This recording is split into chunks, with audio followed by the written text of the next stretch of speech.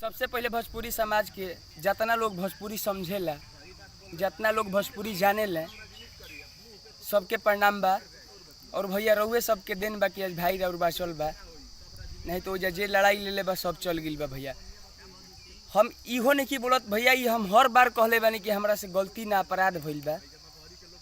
इहे गलती खातिर भैया हम क्षमा मांगे गई रही, हमारा संग ही इतना बड़ कांड भइल बा।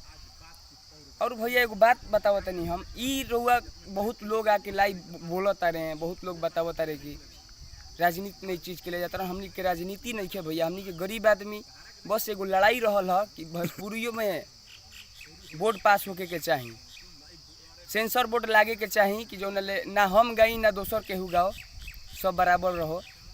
आई जनता के ऊपर भी अब जनता हतना कर दिले बा, जनता अपन भाई के एगो जान बचा दिले बा। लव ही एकरा से बड़ चीज़ हमरा कुछ ना चाहिए भैया। ऐसा ही खाली प्यार बनेले रहम जा।